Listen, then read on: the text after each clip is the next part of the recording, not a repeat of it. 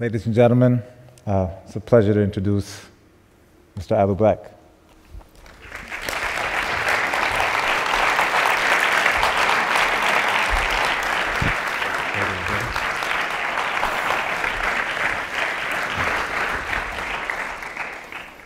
So you're back in Berlin.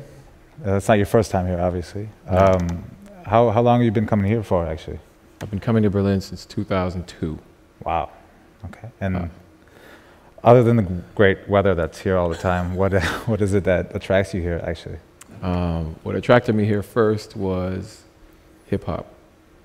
I started out as a hip-hop artist. In 1995, started making music with DJ Exile as a group called Emanon, and by 2002, I was able to save up enough money and just make my way to Europe.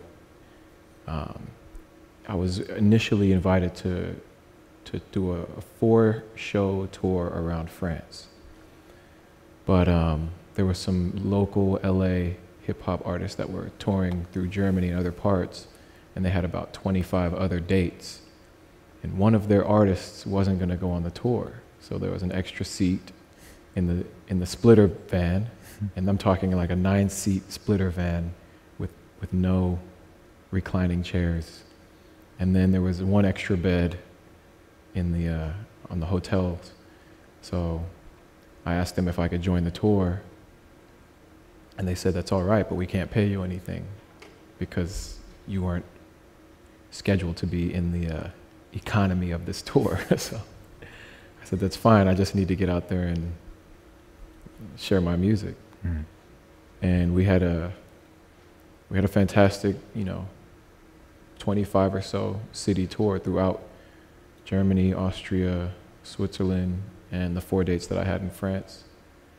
And when I got to Berlin, there was an organization called Sabotage, which is run by a lady named Karen Offenwenger here in Berlin, who basically programmed all of our tour throughout Europe. And she's still doing hip-hop tours to this day, and I consider her one of my most important resources in Europe from the beginning, because she really helped me develop a relationship in Berlin that has actually blossomed into other relationships that have,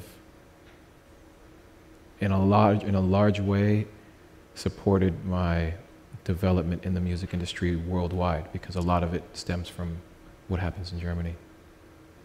That's great. I think the people here in Berlin have great taste, so I think it's worked out well. You mentioned you actually came from hip hop, yeah. And as we just heard, the music that you've been doing recently is not really hip hop. So actually, how did you even get into music in the first place? My first experiences with music would be from my parents. My dad played the ukulele, so he'd always have his little 4-string ukulele, singing his calypso songs. And he had a great record collection and a great stereo with a sign on his stereo that says, "If you value your life, keep your hands off my stereo." I eventually inherited that stereo and did a lot of recording of radio shows on it. But in the early days, I found hip hop very soon because there were kids on my street that were breakdancing. And I would look out my door and I'd see them dancing. This is back in the mid-'80s, like 84 probably. And I wanted to go dance with them, so I would go outside, and I became part of the neighborhood b-boy crew. As a little kid, they called me Little Rock. And then I just kept in touch with hip-hop, getting as much of it as I could, from the movies to what was on the radio. And eventually, I started writing my own lyrics. By age 9, I was writing my own lyrics. I had this little notepad that would flip over and write what I could. But everything that I wrote sounded like LL Cool J.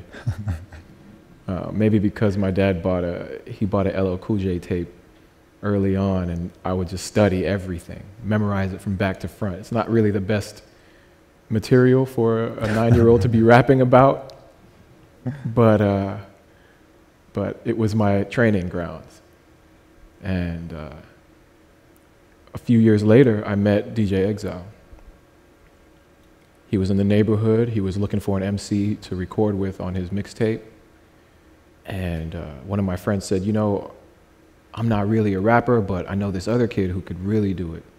You should meet him. And that was the way we met, at a restaurant in a parking lot after they kicked us out because they didn't want a bunch of rowdy hip-hop kids there. And he started beatboxing, and I started freestyling, and it was like perfect, a match, you know? So we went back and recorded a mixtape, and then from there, that was probably the most important meeting of my life, was meeting Exile in that parking lot. And then the transition from hip-hop into more of a soul, kind of more of a deeper subjects, anything from, you know, I Need a Dollar to You Make Me Smile to Wake Me Up. How did that happen? How did your transformation happen from hip-hop to where you are today? The transformation took a long time. I mean, I started working with Exile in '95, and I didn't stop working with Exile until 2005. So 10 years of hip-hop, and that's in the middle of school, and even from high school to university to corporate life. But throughout that time, hip-hop was changing. I mean, hip-hop started, for me, my favorite time was the '90s, the golden era, where there was so much diversity, so much creativity. Back then, being unique was the only way. And if you had any semblance of someone else's style, you were considered a biter. And biting wasn't a good thing. Biting is a very bad thing. You know, they say that, what do they say about mimicry or flattery? You know what the saying is? Yeah, imitation is the highest form of flattery. Yeah. Not in hip-hop. Not in hip-hop. You don't imitate. But nowadays it seems like that's all that's happening. Like, it makes you cool to be able to do what someone else does. That's not the way I grew up. So everything had to be completely unique. And I started to feel like hip-hop was changing so much that nobody was unique anymore. Everybody was following something. And I realized that it was because of really the corporatization of hip-hop. They needed to make sure that it was predictable. They, meaning the people selling it, that it was predictable so that they can know what they're selling and know how to sell it to people. And it just didn't please me. And I wanted to write different stories. I was getting interested in songwriting. I was listening to Joni Mitchell, John Lennon, Elton John, James Taylor, Cat Stevens, a lot of Stevie Wonder, Donny Hathaway, and Marvin Gaye. So I started feeling emotions from other music that I couldn't feel in hip-hop, that no one had ever made me feel in hip-hop. And I wanted to be able to use words to make people feel emotions. That's when I started really focusing on alternative forms of hip-hop or future soul, and trying to write different kinds of songs. Now, how would you, maybe this is kind of difficult to say, but what is behind your music? Or maybe a different question, why do you create music? I have a couple of reasons why I create music.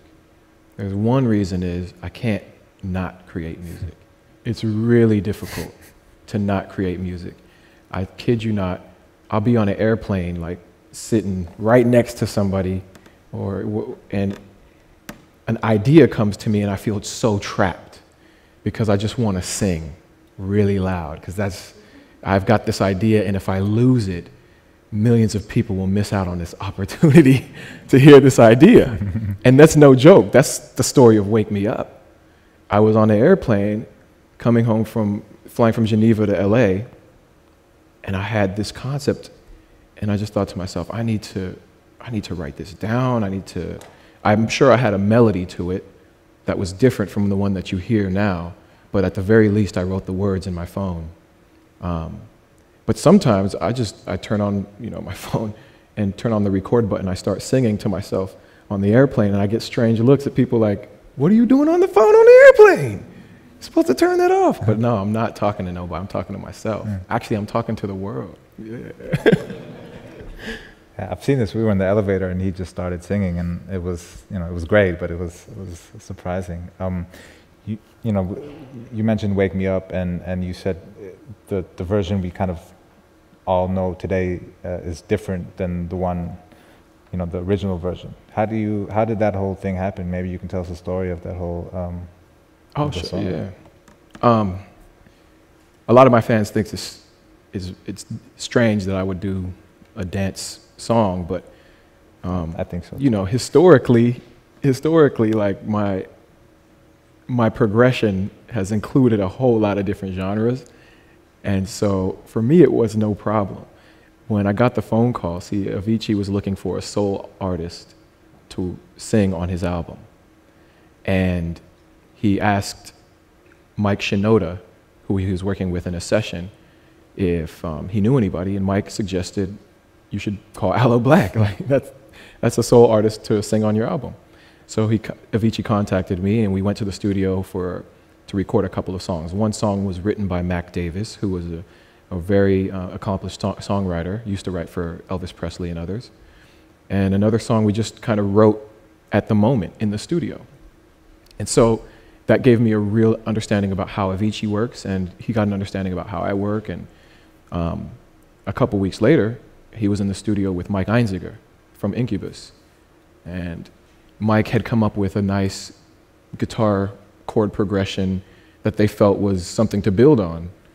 And they were supposed to end their session, because Avicii had a session with me to finish some other things. But Mike said, nah, just invite Aloe to the studio and we'll finish this one. So I came to the studio with this idea in mind, like the strongest song idea that I could bring to them. I don't remember the melody I had on the airplane, but I at least wrote down the lyrics. And this is something that I think is profound enough to bring to these two guys who I feel like are respected artists in their particular industry and genres. So I don't want to go to a studio session empty-handed. And I got to the session, and I'm sitting with Mike, and Avicii was like in the corner as Mike was on the guitar, and I just told him, what do you think of this? And he played the guitar, and I started singing a melody to what he was playing, right? Because for me, like almost any chord structure it's like a doorway to melody. And for some reason, I fall through that doorway with melodies, and then the melodies suggest words. But this time I already have the words. So that was half the battle. And I sang to him, "Wake me up when it's all over, when I'm wiser and I'm older." And he said, "That's great, that's fantastic." I said, "But I'm not sure about this other line. All this time I was finding myself. I didn't know I was lost." And he goes, "That's perfect. Like, just put it together. That's a great chorus." So I put it together, and that was the basic beginning of the song. I continued to finish writing the lyrics while Mike was recording his guitar into Pro Tools.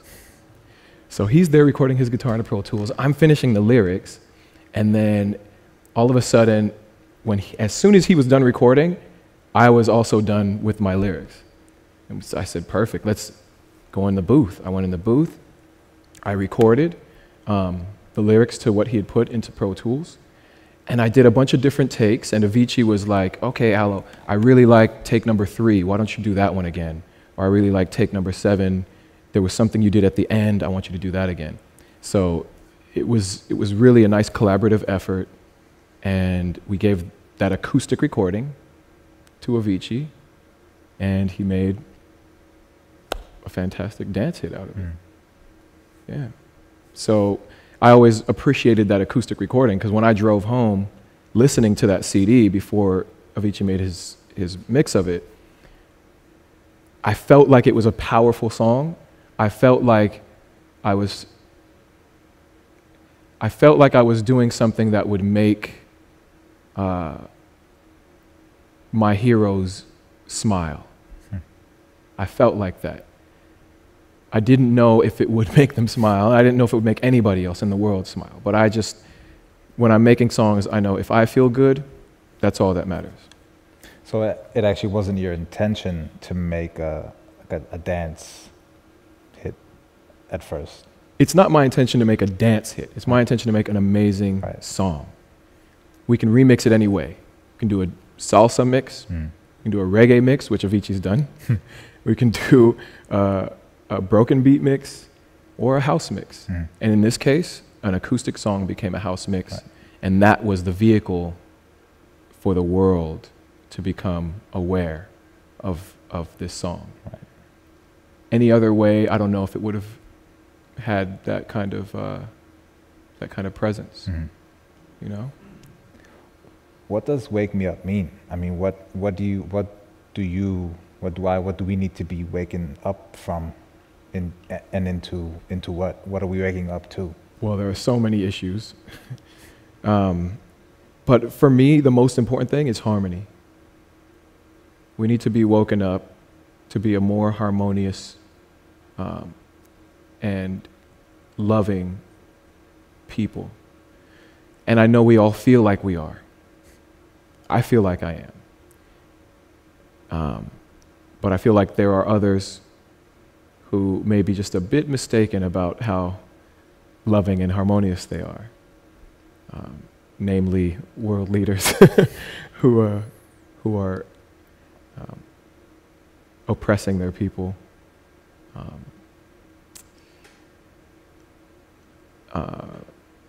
In corporate leaders without compassion. I mean, there's a lot of things to be woken up about. And "Wake Me Up" for me, lyrically, is about living in a dream. I feel like my life is so good that I just get to sing every day and make people happy that I don't want to be woken up from this dream. But in a lot of ways, you can interpret a song in many different ways. And I chose visually to interpret it with, in my video, the struggle of immigrants in the United States specifically, but I know immigration is an issue around the world. You know, North Africans moving across the Mediterranean, Cubans moving in the Caribbean to Florida. It's happening everywhere. So I feel like regardless of what my interpretation is, there are many ways for us to see it. Yeah, I mean, for me, it's all about waking up to ourselves, you know, starting with yourself and then kind of taking it to your neighbor, your friend, your family, and then from there, hopefully trying to make a change. I think, is that kind of, do you want to start kind of a change, or I don't want to say revolution, but do you want to affect people like that? Yeah, I mean, revolution's not a bad word, right, but it's not necessarily the word I would use. What I would like to do is just suggest that you could be a little bit more harmonious and loving. Here's one way. How do we do that, Aloe? How do we be more loving and more harmonious? Well, let's say you take the opportunity to choose a fair trade product from the store rather than something that doesn't have a fair trade symbol on it. Because you know, if it's fair trade, at the very least, somebody's doing some work to identify in the supply chain that there's no slavery, that there's no abuse, that there's no issues in terms of the way that the product was made and delivered. I think that's one act that you can take to be more harmonious. Just one simple act. But it's definitely not easy, and you know, the marketplace doesn't make it easy for us to be fair to the rest of the world. Yeah, I think it's you know, people think, oh, I'm just one person, I can't really do anything. What can I do? But you know, as you just said, there's many little things that we could do. You know, going back to little things, I think everyone here knows your previous hit, or one of your previous hits, I Need a Dollar. Right. And, you know, that's, you know, it's very symbolic, $1. What can $1 do? You know, you explained it to me back in the day. It's all about a chance. And how do you see that kind of giving people a chance maybe to wake up? Oh, man. This is, for me, music is my chance to give people a voice. So I get a lot of attention from media and from radio, and I want to be able to take my voice and let people be heard. You know, recently I went to Ghana to witness firsthand the effects of malaria on the population. Malaria No More UK gave me this opportunity to see it so that I could tell more people about how they could help make an effective change. You know, my parents come from Panama, and in Panama in the early 1900s, you know, before there was real progress in building an infrastructure, there was a huge problem with malaria. But you know, after building the canal, in order to get the canal built, there were so many people dying that the government had to do something to stop malaria. So eventually they did, and it's about effectively changing the infrastructure. Mm-hmm. So Malaria No More asked me if I could help them to build awareness. And they said in particular there was Deutsche Bank, which was giving away £750 million to 750,000 pounds, I'm sorry, to an organization in order for them to operate. And they said, all we have to do is convince the Deutsche Bank employees to vote for us, and we'll win 750,000 pounds. And I thought, well, what do you need to do? They said, well, usually we just write a letter that goes to their email, and then they'll vote for us. And I said, well, then that's easy. I'll just go to my piano and sing a song to them. And it worked.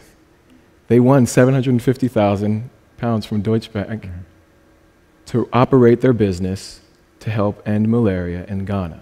That's how I am able to wake people up. Mm-hmm. That's how I get to do it. And I'm going to continue to do it in every way that I can. And that song you sang was? Wake Me Up. Wake Me Up. Kind of, I think we're getting closer to the end. You know, maybe there's musicians here today or watching. I think for me, what's interesting to see your development, you know, you told us a story kind of about coincidences, like, oh, you met this guy or you went on to. Do you believe in coincidences? Do you believe that we are just floating out there and things happen, or do you think that, you know, we're all kind of on some kind of path on our own direction? How do you see that? I do believe that there are a lot of coincidences, but and largely because I feel like most of us aren't really marching on a specific plan. So we allow these coincidences to happen, and I've lived my life in this way a lot. And a lot of coincidences, for some reason, have been positive and helped me get to where I am today. But there is, for me, in moving toward the future, a plan, because I can see how, you know, potentially just relying on coincidences may not be the most efficient way of getting to achieve my goals. One of my major goals is to achieve the Songwriters Hall of Fame. If I can do that, I feel like I've done a lot. The other is to either match or exceed Michael Jackson's charitable giving, which means I need to sell a lot of records.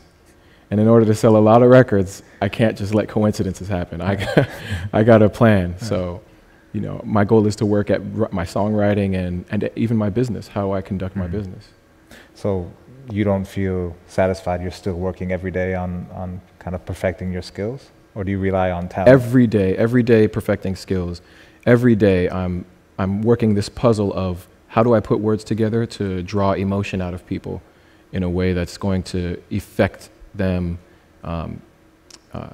strongly, so that I become not just an unnamed voice on the radio so that I become a voice that is their friend, that they care to hear, whether he's singing, speaking, acting. It doesn't matter that what I'm doing, that I become a friend of my audience and that they care about what I care about. Yeah, I think that's a cool way to put it, become a friend of the audience. So speaking about your plan, what is the plan? What's next for Aloe Blacc? And next, well, or what's happening right now? Yeah, the music is out. Lift Your Spirit is the album that's available now, and I'm going to be auditioning soon for a film.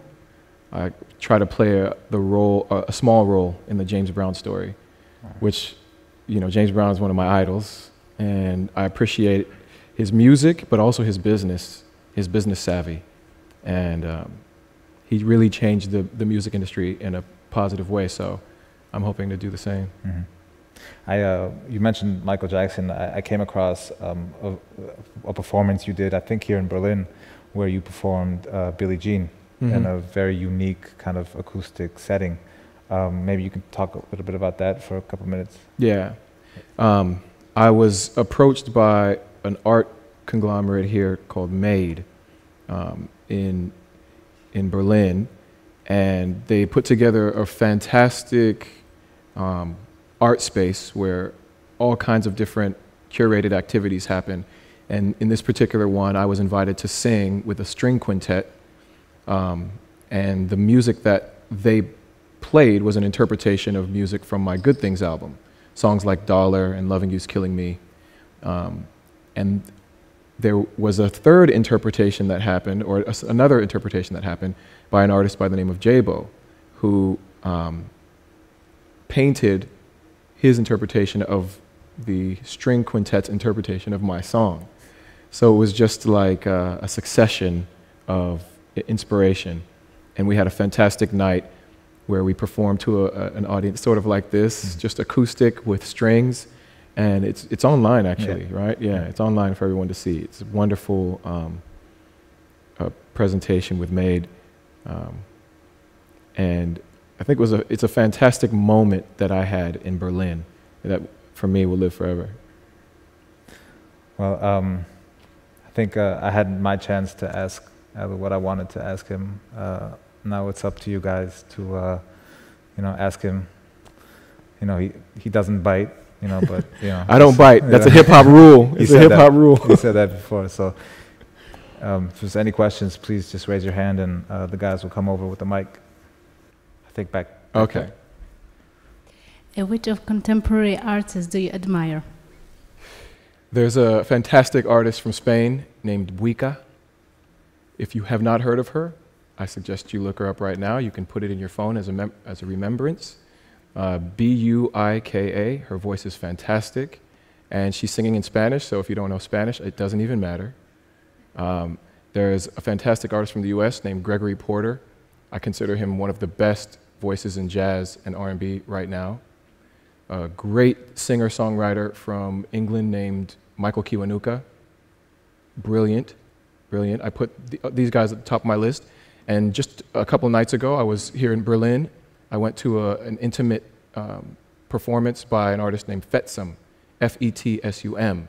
You have to hear him if you live in Berlin, and you have to hear him live and without amplification. It's the best way to hear him.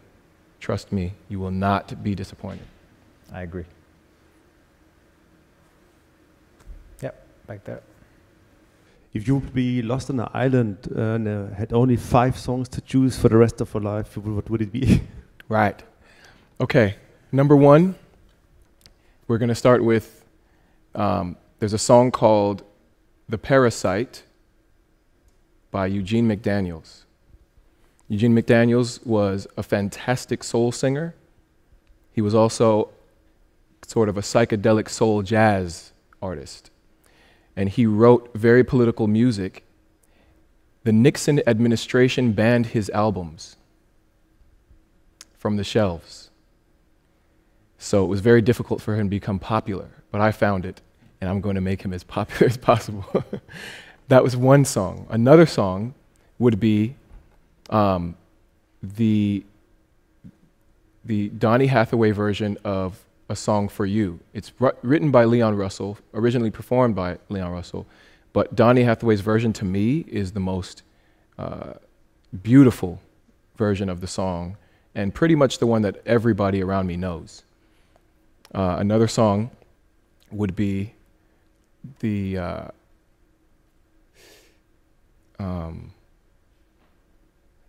Pedro Navarra. This is by Pedro Navaja, sorry. This is by Ruben Blades. He's a Panamanian salsero. He sings beautiful salsa music. And this is a song I grew up listening to. My parents played over and over and over again. And I'll never forget it. It has so many different movements and pieces to it. I would probably pick one hip hop song, and that would be from Nas, and the song is The World Is Yours. The first hip hop album I purchased with my own money was a cassette by Nas, the Illmatic cassette. And the last song that I would take with me would be a song from my last album, Mama Hold My Hand, because this is a very important song to me, my relationship with my mother and my grandmother.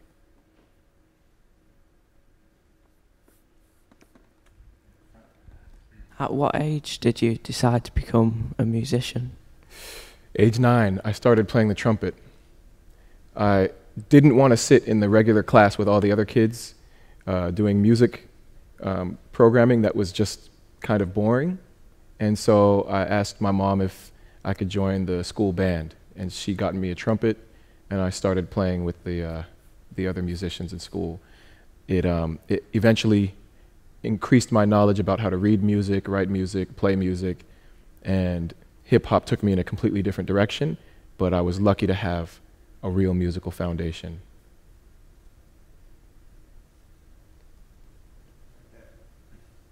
So in the beginning of the video, there was written that the song is inspired by a lot of stories. Where did you listen to these stories, and why did you choose these stories, and how did it inspire you? Okay. In the beginning of the video, it says that the video is inspired by the stories. These stories come from millions of people who are trying to find a better life in the United States. As I said before, my parents are from Panama.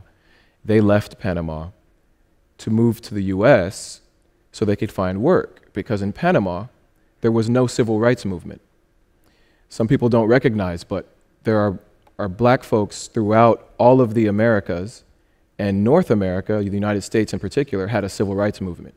But Panama didn't, Colombia did not, Venezuela did not, Brazil did not, but there are still blacks that are being affected from old mentalities. So it's very difficult for them to get jobs in Panama. So they moved to the US and they were able to get work. And this is what the video is about, immigration to find work.